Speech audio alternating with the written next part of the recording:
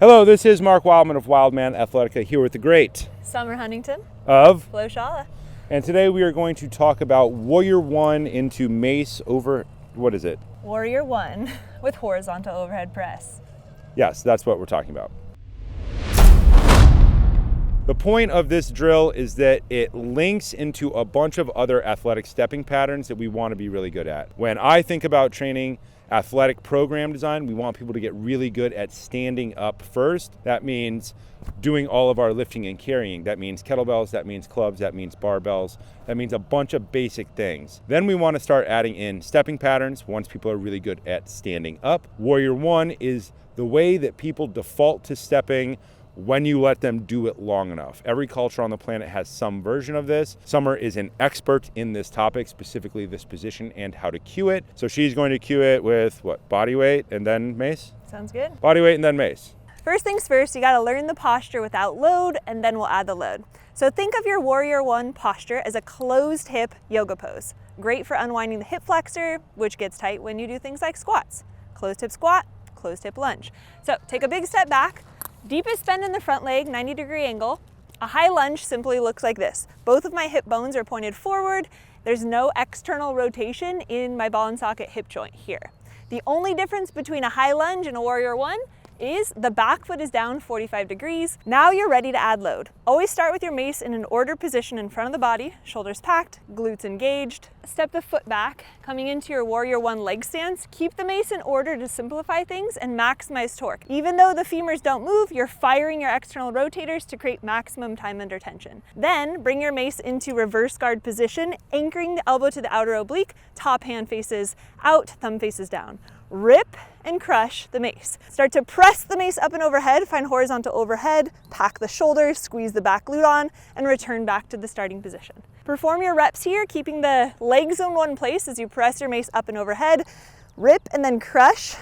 So think of it as ripping as the mace travels to the landmark. As you arrive at the landmark, crush, twist, pack the shoulders. Of course, do both sides, start in ordered position. Bend the knees, step the opposite leg back, find your Warrior One position, mace and reverse guard.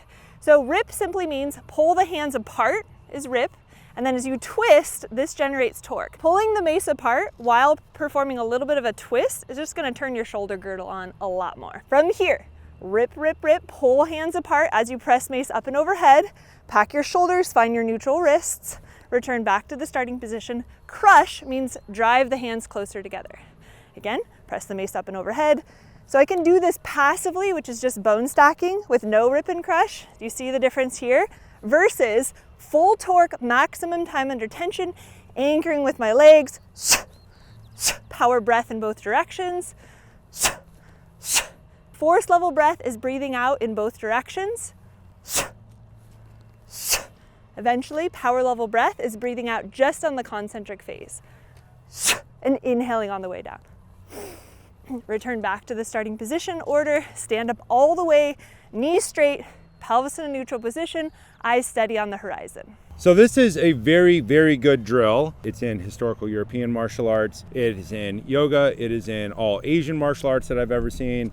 I originally learned this as something called mountain pose, which is exactly the same thing. Externally rotate the rear leg, drive the rear leg perfectly straight, activate the knee, drive your heel into the ground. If a drill pops up in a bunch of different cultures from a bunch of different time periods, all for the same general reason, we can be generally sure that it is something that we should be pretty good at and that we should integrate into our overall athletic training scheme. We were talking about this in conjunction to a seminar we just taught, which was steel mace, heavy club, and staff, where we were examining the commonalities between all of those different types of movement. She teaches things one way, I teach things another way. The difference in perspective allows people to learn faster and easier the most important athletic skills. We're gonna make one more video about this. We're gonna make this same upper body exercise combined with Warrior Two. When all of these ideas go together, standing, Warrior One, Warrior Two, this is basically all the fundamental positions in between, turning around quickly and effectively to generate maximum power, specifically in a martial context for now.